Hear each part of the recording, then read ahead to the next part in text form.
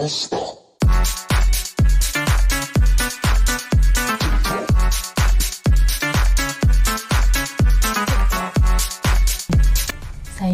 Dea Ayu Puspita, NIM 0307192073, sebagai pemateri pertama akan menjelaskan tentang A. Pengertian pendidikan keluarga. Pendidikan keluarga adalah pendidikan yang berlangsung dalam keluarga yang dilaksanakan oleh orang tua sebagai tugas dan tanggung jawabnya dalam mendidik anak dalam keluarga, atau proses transformasi dan perilaku sikap dari dalam kelompok atau unit sosial dalam masyarakat.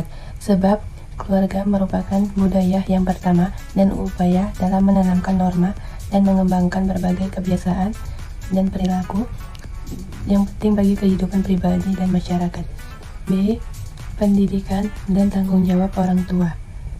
Zakiyah Derajat mengatakan bahwa orang tua merupakan pendidik utama dan pertama bagi anak-anak mereka, karena dari merekalah anak mula-mula menerima pendidikan.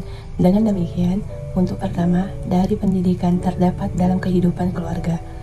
Maka dapat dipahami bahwa anak merupakan hak dan tanggung jawab kedua orang tua untuk memelihara pendidiknya dengan sebaik-baiknya. Kewajiban orang tua mendidik anak ini terus berlanjut sampai ia dikawinkan atau dapat berdiri sendiri. Tanggung jawab orang tuanya diantaranya memelihara dan membesarkannya, melindungi dan menjamin kesehatannya, mendidiknya dengan berbagai ilmu dan membahagiakannya anak dunia dan akhirat. Sekian dari penjelasan. Assalamualaikum warahmatullahi wabarakatuh. Perkenalkan, nama saya Tri Fatimah dengan NIM 0307191006. Di sini saya akan melanjutkan pembahasan dari pemateri pertama, di mana pemateri pertama sudah menjelaskan mengenai apa itu pendidikan keluarga dan juga bagaimana sih pendidikan dan tanggung jawab orang tua terhadap anak. Nah, di sini saya akan membahas mengenai apa-apa saja tantangan dalam mendidik anak. Itu tidaklah mudah, tidaklah cepat prosesnya seperti jalur kereta api ekspres, melainkan juga memiliki hambatan-hambatan, kerikil ataupun tantangan-tantangan dalam menghadapinya. Tantangan dalam mendidik anak terbagi menjadi dua sumber, yaitu sumber intern dan juga yang kedua sumber ekstern. Sumber intern adalah sumber dari dalam lingkungan keluarga, yang salah satunya memiliki peran utama adalah kedua orang tua. Anak membutuhkan lindungan, membutuhkan naungan, dan membutuhkan didikan untuk mengisi akliyahnya, jasadiahnya, ruhiyahnya. Maka dari itu orang tua memiliki peranan yang penting dalam hal tersebut. Akan tetapi kebanyakan orang tua tidak memahami, tidak memiliki bahan dan tidak memiliki pengalaman-pengalaman yang baik untuk mengimplementasikan bagaimana sih menjadi orang tua yang baik dan benar itu. Dan juga ada beberapa keluarga gitu yang di dalam lingkungan keluarga itu tidak terjalin secara harmonis.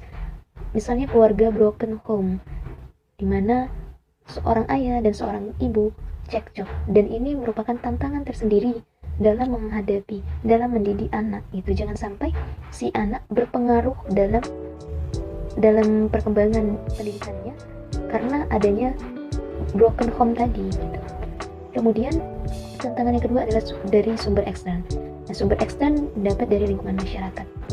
Kita sebagai makhluk sosial tidak bisa mengelakkan interaksi masyarakat, interaksi antar masyarakat di lingkungan sekitar. Seorang anak juga butuh teman di lingkungan luar. Seorang anak juga butuh komunikasi oleh teman sebayanya gitu di lingkungan sekitarnya. Nah, seorang anak juga bisa merekam baik itu yang positif maupun yang negatif gitu, dan kita tidak bisa mengelakkan hal tersebut. Maka dari itu kita harus pandai mengawasinya. Sebagai orang tua harus pandai bagaimana mendidik anak dengan baik untuk menyaring hal-hal mana yang baik dan mana yang buruk untuk direkam dan diambil. Kemudian lingkungan eksternal yang kedua adalah lingkungan sekolahnya. Selain dari orang tua, selain dari keluarga, yang memiliki peran dan tanggung jawab besar dalam mendidik anak adalah seorang guru gitu. Namun, seorang guru tidak mungkin bisa mengawasi anak secara terus-menerus, secara tetap kepada satu orang individu, karena juga seorang guru juga memiliki aktivitasnya tersendiri, aktivitas-aktivitas yang lain sebagai seorang guru. tidak hanya memperhatikan anak didiknya gitu. Dan juga murid dari seorang guru itu banyak gitu, bisa jadi puluhan, ratusan, bahkan ribuan, dan dia tidak bisa mengamati satu orang individu saja. Maka dari itu dia tidak bisa menyeluruh mengawasi interaksi anak atau peserta didiknya untuk satu orang saja. Maka dari itu orang tua juga hendaklah bekerja sama dengan guru untuk saling menguatkan pendidikan karakter terhadap anak, agar bisa dapat mengayomi anak dimanapun dan kapanpun dia berada. Selanjutnya, sumber yang terakhir adalah media massa, di mana sumber ini merupakan tantangan terbesar, di mana sulit untuk diatasi gitu. Karena hal ini bukan hanya hal-hal yang positif, ilmu yang kita dapat di dalam media massa itu banyak gitu. Dan semakin perkembangan zaman, semakin canggihnya media massa, maka semakin mudahnya orang juga bisa mengakses media massa. Kita tidak tahu sifat orang atau manfaat orang untuk menggunakan media massa itu untuk apa gitu. Jadi media massa itu bisa hal-hal yang positif, informasinya juga bisa kepada hal-hal yang negatif. Tidak banyak kita jumpai di media massa kejahatan ataupun aksi-aksi yang kurang nyaman, kurang baik. Maka hendaklah sebagai orang tua untuk lebih ekspres mengayomi anaknya dalam menggunakan dan mengaplikasikan media massa.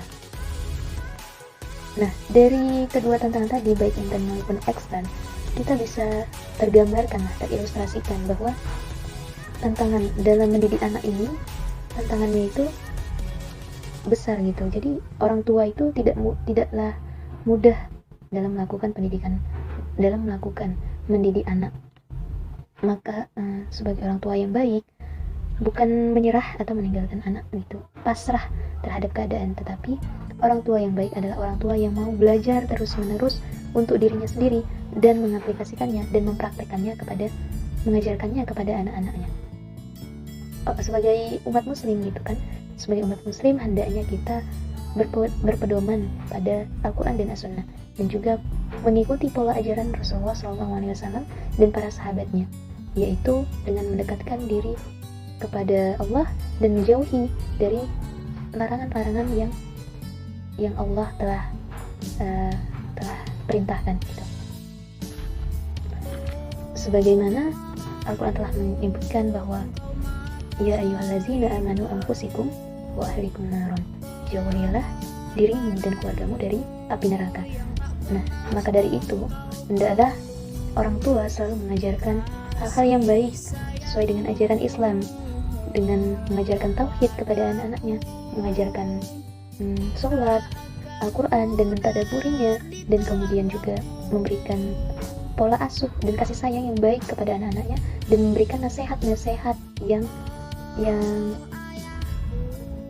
hasanah gitu, yang baik untuk anak-anaknya. Boleh kita melakukan disiplin, tapi janganlah terlalu kasar kepada anak-anak.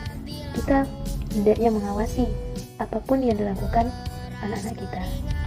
Demikian. Kemudian selanjutnya tentang fungsi pendidikan keluarga sebagai basis pendidikan anak. Keluarga yang harmonis selalu berupaya untuk menjalankan fungsinya dengan semestinya. Adapun fungsi dari keluarga terhadap anak, yang pertama ialah fungsi reproduksi atau melanjutkan keturunan. Kedua, sebagai fungsi ekonomi, karena setiap keluarga harus dapat memenuhi kebutuhan ekonomi anggotanya. Ketiga, fungsi edukatif, yaitu fungsi pendidikan, sebagai salah satu pusat dari pendidikan. Di dalam keluarga disinilah sudah mulai ditanamkan dasar-dasar perilaku, sikap hidup, dan kebiasaan-kebiasaan positif lain. Kemudian fungsi sosialisasi, di mana fungsi ini merupakan berkaitan dengan fungsi pendidikan, karena dalam fungsi pendidikan terkandung upaya sosialisasi. Yang paling pertama, sosialisasi di dalam lingkungan keluarga. Selanjutnya fungsi religius, di mana penanaman keagamaan keluarga. Keluarga berkewajiban memperkenalkan dan mengajak anak anggota keluarganya untuk kehidupan beragama. Selanjutnya fungsi protektif atau perlindungan.